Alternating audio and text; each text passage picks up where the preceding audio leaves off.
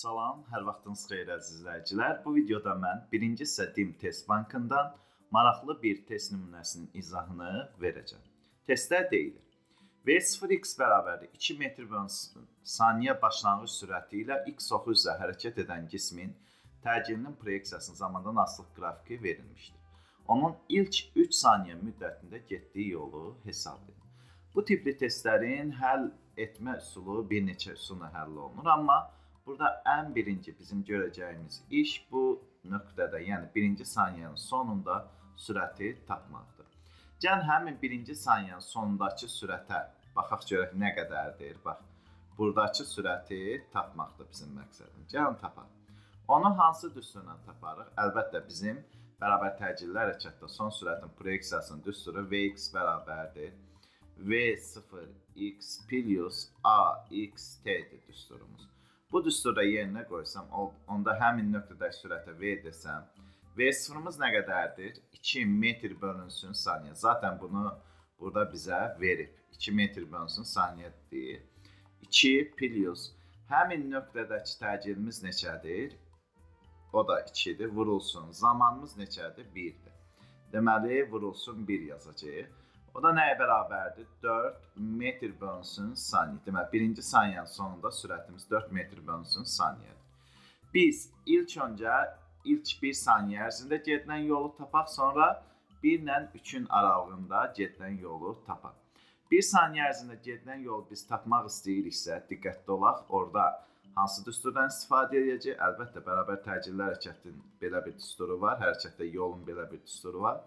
S bərabərdir V0T plus A1 deyək, T kvadrat bölünsün 2 bərabərdir. Yerinə qoyaq.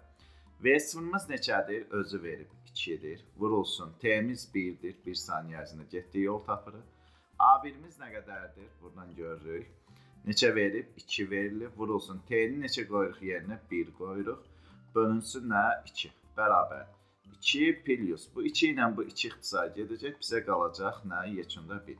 2-nin üstünə 1 gəlsəm 3 metr. Deməli, ilk 1 saniyə, birinci saniyə sonuna qədər neçə metr yol gedib? 3 metr yol gedib. İndi ikinci hissədə gedilən yolu, yəni bu aralıqda 1 və 3 saniyə aralığında gedilən yolu tapaq. Buna S1 deyək, buna da S2 deyək. Artıq da buradakı sürəti biz nəzərə alacağıq. Yəni, ona da nə dedik? V vurulsun. Buna da T2 deyək. Plus nə yazacağıq? A2 T2-nin kvadrat bölünsün 2. Bax, A2-nin də biz artıq buradakı sürət təcilimizi 4 götürəcəyik. Bərabərdir. V-miz neçə tapdıq? 4. Vurulsun. T2-miz neçədir? 1 ilə 3 aralığı bura 2 verəcək. Plus A2-miz neçədir? 4-dür. Vurulsun. 2-dir. Zamanımız kvadratı 4 olacaq. Bölünsün 2. Bu 4 ilə bu 4 ixtisar getdi. Daha doğrusu 2 ilə 4 ixtisar getdi. 8 plus neçə olacaq? 8. Bərabər neçələrdir? 16 metr.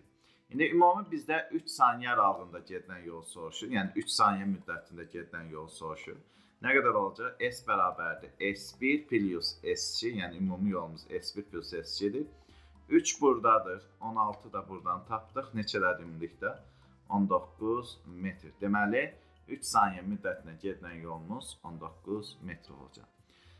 Əziz izləyicilər, bu testin də izahının sonuna çatdıq. Növbəti video izahlarda görüşmək ümidi ilə. Sağ olun, özünüzdən müğayət.